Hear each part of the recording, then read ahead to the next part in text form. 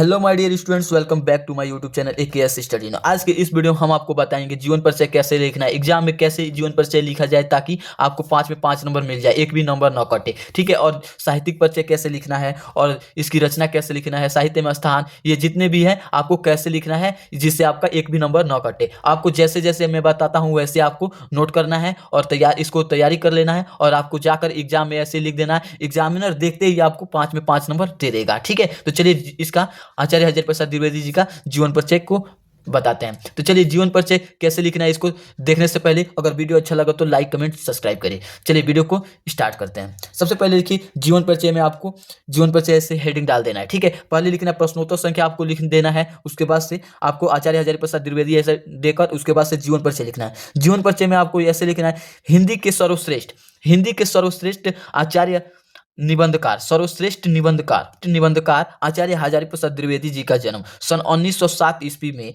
बलिया जिले के दुबे का छपरा नामक ग्राम में हुआ था। जैसे कि आचार्य हजारी प्रसाद द्विवेदी जी का जन्म 1907 ईस्वी में बलिया जिले के छपरा नामक ग्राम में हुआ था। ठीक है, ऐसे लिख देंगे। इनके पिता का नाम श्री अनमोल द्विवेदी था, इनके पिताजी का नाम श्री अनमोल द्विवेदी था और इनके माता का नाम ज्योतिषमती था। ठीक है, इनके माता का नाम ज्योतिषमती था। ठीक है, और इनका बचपन का नाम वैद्यनाथ द्विवेदी था। इनके बचपन का नाम वैद्यनाथ द्विवेदी था और इनके पिता श्री अनमोल द्विवेदी ज्योतिष और संस्कृत के प्रखांड विद्वान भी थे। इनके पिताजी जो थे वो ज्योतिष और संस्कृत के प्रकांड विद्वान थे। अंत में इन्होंने ज्योतिष और संस्कृत की शिक्षा उत्तराधिकार में प्राप्त हुआ। ठीक है, काशी जाकर इन्होंने संस्कृत साहित्य और ज्योतिष का उच्च स्तरीय ज्ञात की। इन्होंने जो आचार्य हजारी प्रसाद द्विवेदी थे संस्कृत और ज्योतिष का उच्च स्तरीय पर ज्ञात इनकी विद्या ज्ञात हुई। ठीक है, तो देखिए आगे देखते हैं। सो स्टूडेंट देखिए, सबसे इनकी प्रतिभा का विशेष विकास विश्वख्यात संस्था शांति निकेतन में हुआ। इनकी जो प्रतिभा का विकास विश्वख्यात संस्था शांति निकेतन में हुआ। ठीक है, वहां ये 11 वर्ष तक हिंदी भवन में निर्देशक के रूप में कार्य करते रहे। जो शांति निकेतन में हुआ था वहीं 11 ये इन्होंने, जैसे आचार्य हजारी प्रसाद द्विवेदी ने शांति निकेतन में 11 वर्ष हिंदी भवन के निर्देशक के रूप में कार्य किया था। ठीक है, और देखिए वहीं इनके विस्तृत अध्ययन और लेखक का कार्य प्रारंभ हुआ। इन्होंने वहीं पर विस्तृत लेखन और वहीं पर कार्य को प्रारंभ शुरुआत भी किया था। ठीक है, सन 1949 ईस्वी को लखनऊ विश्वविद्यालय में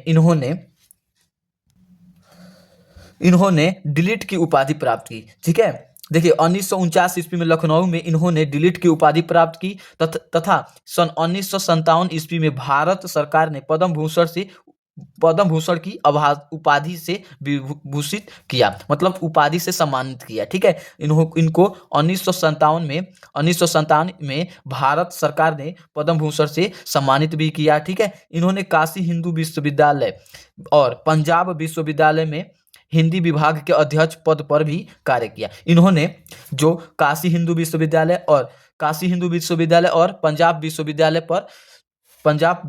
पर हिंदी विभाग के अध्यक्ष पर भी कार्य किया था। ठीक है, तथा उत्तर प्रदेश सरकार के हिंदी ग्रंथ अकादमी के अध्यक्ष भी रहे तथा उत्तर प्रदेश के सरकार को हिंदी ग्रंथ अकादमी के अध्यक्ष भी रहे थे। ठीक है, तत्पश्चात ये हिंदी साहित्य के सम्मेलन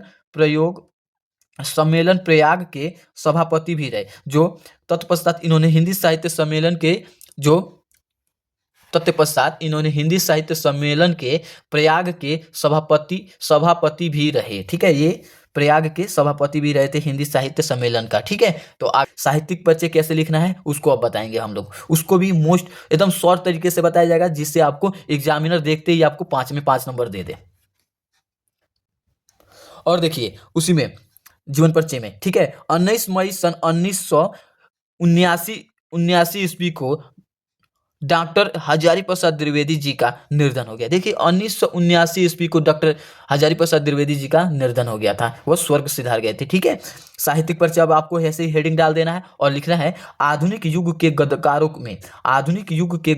में आचार्य हजारी प्रसाद द्विवेदी जी का श्रेष्ठ स्थान है। जो आचार्य हजारी प्रसाद जी का श्रेष्ठ स्थान है, ठीक है, गद्यकारों में। ठीक है। इनके निबंध में साहित्य और संस्कृत की अखंड धारा प्रवाहित होती है। इनकी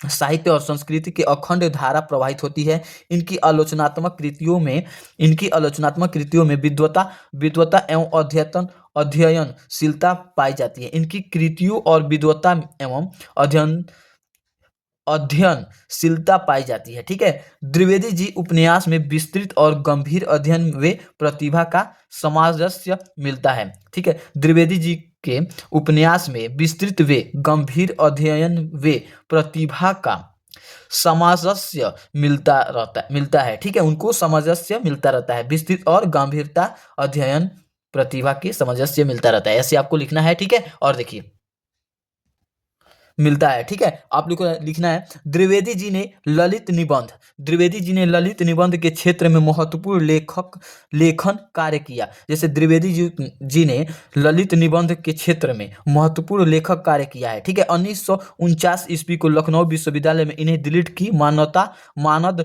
उपाधि से सम्मानित किया। फिर से इनको 1949 में लखनऊ विश्वविद्यालय में इन्हें दिलीट की उपाधि से सम्मानित किया था। ठीक है। इनको आप लोग को अभी बताए हैं 1949 में आप इनको दिलीट की उपाधि प्राप्त की हुई थी। ठीक है।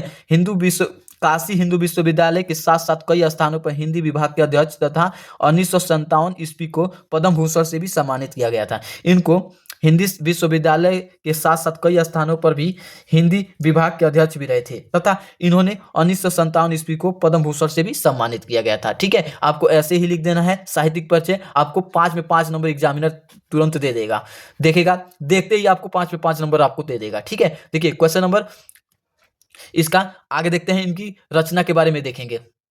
इनकी रचना को कैसे लिखना है, किस प्रकार लिखना है कि एग्जामिनर देखते ही आपको रचना को नंबर चढ़ा दे। ठीक है। तो देखिए रचना कैसे लिखना है, तो देखिए कृतियां कैसे लिखना है। इनकी रचना में कृतियां पहले लिखेंगे, उसके बाद से लिखेंगे इनकी प्रमुख रचनाएं निम्नवत है। ठीक है। इनकी प्रमुख रचनाएं निम्नलिखित या है या निम्नवत है। ठीक है। और देखिए निबंध संग्रह में क्या होता है, निबंध संग्रह में लिखेंगे अशोक के फूल, कुटज, विचार प्रवाह, कल्पलता, आलोक पर्व, विचार और वितर्क, ये हमारी निबंध संग्रह है। ठीक है। इसमें आप लोग लिख देंगे ऐसे भी लिख सकते हैं या ऐसे भी लिख सकते हैं, जैसे कि अशोक के फूल लिख दीजिए, कुटज, विचार प्रवाह और फिर से छोड़ देंगे, इतना भी हो जाएगा तो आपको चल जाएगा। ठीक है। और देखिए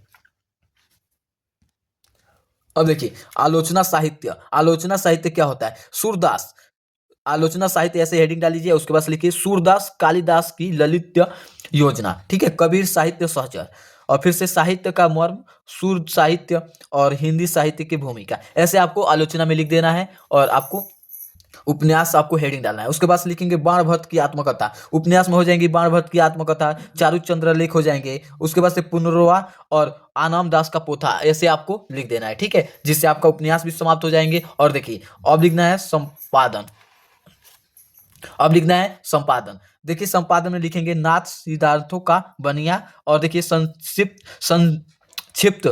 पृथ्वीराज रासो का संदेश रासक, ये आपको हमारा जो हो जाएगा संपादन हो जाएगा। ठीक है। आपको ऐसे ही संपादन में भी लिख देना है। ठीक है। और देखिए चलिए कि अब आगे इनके इतिहास को देखेंगे। देखिए इतिहास को आपको फिर से ऐसे ही हेडिंग डालकर लिखना है हिंदी साहित्य की भूमिका। आपको इतिहास लिखकर उसके बाद से लिखना है हिंदी साहित्य की भूमिका, हिंदी साहित्य का आदिकाल, और फिर से हिंदी साहित्य आपको ऐसे लिख देना है, इनकी इतिहास हो जाएंगे। ठीक है। अब देखिए भाषा शैली कैसे लिखना है, इसको देखिए। भाषा शैली में आपको ऐसे ही लिखना है। देखिए भाषा शैली में लिखना है द्विवेदी जी ने अपने साहित्य में संस्कृत निष्ठ तथा सरल भाषा का प्रयोग किया है। देखिए द्विवेदी जी ने हिंदी संस्कृत निष्ठ सरल भाषा का प्रयोग किया है। ठीक है। सरल भाषा का प्रयोग किया है, प्रौढ़ एवं गंभीर है। ठीक है। उनकी सरल भाषा प्रौढ़ एवं गंभीर है। ठीक है। अतः इनकी भाषा शुद्ध, परिष्कृत, परिमार्जित खड़ी बोली है। ठीक है। बस इतना ही आपको लिखना है कि उनकी भाषा जो है परिमार्जित खड़ी बोली है। ठीक है। शुद्ध, परिष्कृत एवं परिमार्जित खड़ी बोली है। ठीक है। अब देखिए साहित्य में स्थान कैसे लिखना है, बस ये आपको टॉपिक लिखना है, तुरंत 5 में 5 नंबर आपको एग्जामिनर देखते ही दे देगा। ठीक है। तो देखिए कैसे लिखना है उनका साहित्य में स्थान। तो सही स्टूडेंट देखिए साहित्य में स्थान, द्विवेदी जी को हिंदी साहित्य में एक महान साहित्यकार का स्थान प्राप्त है। ठीक है। द्विवेदी जी को हिंदी साहित्य के एक महान साहित्यकार का स्थान प्राप्त है। हिंदी साहित्य जगत में इन्हें एक विद्वान निबंधकार के आत्मकथा लेखक के रूप में ख्याति प्राप्त है। इनकी जो जैसे कि निबंधकार एवं आत्मकथा लेखक के रूप में ख्याति प्राप्त है। ठीक है, तथा आधुनिक युग के गद्यकारों में इनका विशिष्ट स्थान है। ठीक है, तथा आधुनिक युग के गद्यकारों में जितने भी गद्यकार हैं उनके विशिष्ट स्थान है। ठीक है, गद्यकारों में इनका विशिष्ट स्थान है। ठीक है, आप लोग ऐसे ही आपको नोट कर देना है। ठीक है, तो ये साहित्यिक परिचय का आपको लिखना है, भाषा शैली लिख दीजिए, रचना उनकी लिख दीजिए, और उसके बाद साहित्यिक परिचय, जीवन परिचय, आपको ऐसे इतना ही आपको टॉपिक लिख देना है। आपको 5 पे 5 नंबर एग्जामिनर देखते ही दे देंगे। ठीक है, तो एक भी नंबर आपका कटेगा भी नहीं। ठीक है, और ऐसे ही आपको लिखना है, आप लोग ऐसे ही तैयार कर लीजिएगा। सो स्टूडेंट, अब हम लोग नेक्स्ट टॉपिक अयोध्या सिंह हरिऔध जी का जीवन परिचय को देखेंगे। उनके भी बारे में अच्छी तरह से स्टडी करेंगे और कैसे एग्जाम में लिखना है उसके बारे में हम लोग देखेंगे। तो चलिए वीडियो को स्टार्ट करते हैं। अगर वीडियो अच्छा लगा तो लाइक कमेंट सब्सक्राइब करें।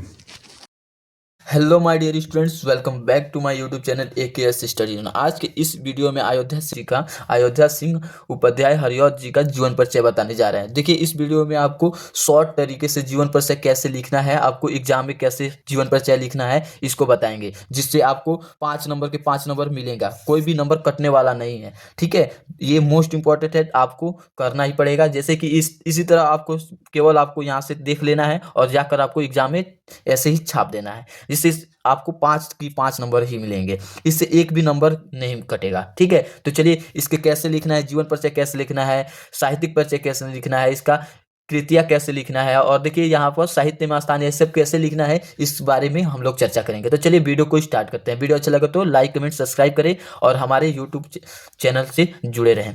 तो चलिए वीडियो को स्टार्ट करते हैं। देखिए, सबसे पहले अयोध्या सिंह उपाध्याय क्या, अयोध्या सिंह हरिऔध जी का जन्म उत्तर प्रदेश के आजमगढ़ जिले के निजामाबाद गांव में 5 अप्रैल सन 1865 को हुआ था। इसके जैसे अयोध्या सिंह हरिऔध जी का जन्म आजमगढ़ के उत्तर प्रदेश के आजमगढ़ निजामाबाद के गांव में 5 अप्रैल को और 1865 ईस्वी में हुआ था। ठीक है, इनके पिता का नाम पंडित भोला सिंह उपाध्याय था। ठीक है, इनके पिता का नाम पंडित भोला सिंह उपाध्याय था और इनके माता का नाम रुक्मणी था।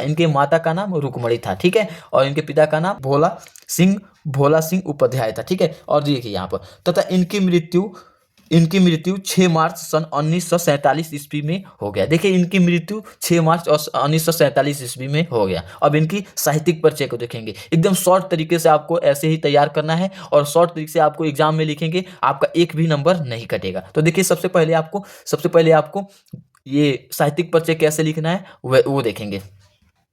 सो स्टूडेंट, सबसे पहले आपको साहित्यिक परिचय ऐसे ही आपको हेडिंग डाल लेना है और लिखना है, हरिऔध जी द्विवेदी युग के प्रतिनिधि कवि व लेखक थे। ठीक है, इसमें लिखना है हरिऔध जी द्विवेदी युग के प्रतिनिधि कवि व गद्य लेखक भी थे। ठीक है, और देखिए, हरिऔध जी पहले ब्रज भाषा में कविता किया करते थे। जैसे कि हरिऔध जी तो थे, वो ब्रज भाषा में कविता भी किया करते थे। ठीक है, और देखिए, आचार्य महावीर प्रसाद द्विवेदी ने इन्हें खड़ी बोली में काव्य रचना करने का प्रेरणा दी थी। जैसे कि जो महावीर प्रसाद द्विवेदी जी हैं, इन्हें खड़ी बोली में रचना करने की प्रेरणा दी थी। ठीक है, और ये देखिए, इसलिए आगे चलकर इन्होंने खड़ी बोली में रचना की। ठीक है, और ये देखिए, हिंदी साहित्य सम्मेलन में इनकी काव्य कृतियां प्रिय प्रवास पर मंगला प्रकाश पारितोषिक प्रदान किया गया। इन्हें जो हिंदी साहित्य में सम्मेलन में काव्य कृति प्रिय प्रवास मंगला प्रसाद पारितोषिक प्रदान किया गया। ठीक है, और देखिए इसको आगे देखते हैं। तत्पश्चात इन्होंने कवि सम्राट व साहित्य वनस्पतियों की उपाधि से सम्मानित किया गया। जो हमारे हरिऔध जी थे, ये कवि सम्राट के साहित्य वाचस्पतियों की उपाधि से सम्मानित भी किए गए थे। ठीक है, अब इनकी रचना कैसे लिखना है इनको देखेंगे। इसमें भी आपको शॉर्ट तरीके से लिखना है, जिससे आपका एक भी नंबर नहीं कटे। ठीक है, तो देखिए इसको रचना कैसे लिखना है। सो स्टूडेंट, देखिए, सबसे पहले आपको इस तरह रचना आपको हेडिंग डाल देना है। ठीक है, और उसके बाद से लिखना है, इनकी कृतियां निम्नलिखित है। ऐसे आपको लिख देना है, इनकी कृतियां निम्नलिखित है, और उसके बाद से नाटक लिखना है। इनकी नाटक कौन कौन सी है इसको लिखना है। पहला है रुक्मणी। ठीक है, रुक्मणी परिणय, और दूसरा है प्रद्युम्न विजय। ठीक है, ये हमारा 2 हो जाएंगे। और देखिए, उपन्यास में लिखेंगे ठेठ हिंदी का ठाठ लिख सकते हैं, और देखिए अधखिला भी लिख सकते हैं, अधखिला फूल भी लिख सकते हैं आप। ठीक है, और यहाँ पर देखिए काव्य ग्रंथ में लिखेंगे प्रिय प्रवास, रस कलश, वैदेही, वनवास, चोखे चौपदे, चुभते चौपदे। ठीक है, ये हमारा काव्य ग्रंथ हो जाएंगे। ठीक है, इन्होंने नाटक भी लिखा था और उपन्यास और काव्य ग्रंथ ये हमारा इन्होंने जो अयोध्या सिंह उपाध्याय थे यह उन्होंने किया था। ठीक है, लिखा था। ठीक है, देखिए चलिए इनकी भाषा शैली को देखेंगे, इनकी भाषा शैली कैसी थी और कैसी इनकी भाषा शैली लिखना एग्जाम में कैसे लिखना होगा वो देखते हैं। ठीक है, उसी को भी शॉर्ट तरीके से आप लोग लिख सकते हैं। ठीक है, जिससे नंबर न कटे। ठीक है, देखिए सबसे पहले लिखेंगे भाषा शैली, आपको ऐसे ही हेडिंग डाल देना है। उसके बाद से लिखना है हरिऔध जी ने अपने काव्य ग्रंथ में, जो हरिऔध जी थे अपने काव्य ग्रंथ में विभिन्न प्रकार की भाषाओं का प्रयोग किया। उनको विभिन्न प्रकार की भाषाओं का प्रयोग किया था। ठीक है, वो अपने काव्य में विभिन्न प्रकार की भाषाओं का प्रयोग किया था। उन्होंने एक और जहां सहज मुहावरे व बोलचाल की भाषा का प्रयोग किया, उन्होंने एक सहज मुहावरे एवं बोलचाल की भाषा का प्रयोग किया था। ठीक है, उन्होंने सहज और बोलचाल की भाषा का प्रयोग किया था। वहीं उनके काव्य में सरल सरल तत्सम शब्द प्रधान खड़ी बोली का प्रयोग हुआ है। ठीक है, वहीं उनके काव्य में सरल तत्सम शब्द प्रधान खड़ी बोली का प्रयोग हुआ है। ठीक है, और देखिए यहाँ पर प्रिय प्रवास में इन्होंने संस्कृत गार्भित खड़ी बोली का प्रयोग किया है। उन्होंने प्रिय प्रवास में इन्होंने संस्कृत गार्भित खड़ी बोली का प्रयोग किया है। इन्होंने वर्णनात्मक और रचनात्मक शैली का अपनाया। जैसे इनकी भाषा शैली जो हो गया, इनकी शैली कौन सी, भाषा शैली कौन सी हो जाएंगी, जैसे कि इनकी वर्णात्मक और रचनात्मक शैली है। ठीक है, इनकी दो है। ठीक है, वर्णात्मक और रचनात्मक शैली है। ठीक है, इन्होंने अपनाया था। ठीक है, अब इनको साहित्य में स्थान कैसे लिखना है इसको आपको देखना है। इसको भी शॉर्ट तरीके से हम लोग लिखेंगे ताकि एग्जामिनर देखते ही आपका 5 नंबर में 5 नंबर मिल जाए। ठीक है, तो चलिए देखते हैं कैसे इसका साहित्य में स्थान लिखना है। सो स्टूडेंट देखिए, साहित्य में स्थान ऐसे ही आपको फिर से हेडिंग डाल देना है और लिखना है काव्य के क्षेत्र में। देखिए काव्य के क्षेत्र में भाव, भाषा शैली, छंद वे अलंकारी की दृष्टि से हरिऔध जी ने, जैसे कि काव्य के क्षेत्र में भाव शैली, भाषा शैली, छंद वे अलंकारों की दृष्टि से हरिऔध जी ने काव्य साधना महान है। उनकी काव्य साधना महान है। ठीक है, उनकी दृष्टि से, हरिऔध जी की दृष्टि से काव्य साधना महान है। इनकी काव्य की खड़ी बोली, ब्रज भाषा और सरलता से सहज सहज सुखता मानव मन को अपनी ओर आकर्षित करती है। उनकी जो ब्रज भाषा और सरलता सहज की शुष्क जो मानव मन को अपनी ओर आकर्षित करता है। ठीक है, जैसे कि मोहता है, उनकी ऐसी उनकी खड़ी बोली है, ब्रज भाषा है, सरलता है, जैसे कि किसी को अपनी ओर आकर्षित करती हो। ठीक है, वास्तव में हरिऔध जी द्विवेदी युग के महान कवि थे। वास्तव में और हरिऔध जी जो थे वो द्विवेदी युग के महान कवि थे। ठीक है, और इनकी स्थान हिंदी साहित्य जगत में विस्मरणीय रहेगा। इनकी जो स्थान है वो हिंदी साहित्य में विस्मरणीय रहेगा और हमेशा के लिए रहेगा ही। ठीक है, तो देखिए यहाँ तक आपको एग्जाम में ऐसे ही लिख देना है। आपको केवल यहाँ से देख लेना है कैसे यहाँ पर नोट किया गया है और इसी को एग्जाम में जाकर वहां पर आपको नोट कर देना है। आपको 5 में 5 नंबर मिलेगा, एक भी नंबर नहीं कटेगा। वीडियो अच्छा लगा तो लाइक कमेंट सब्सक्राइब करें। Thank you for watching my video.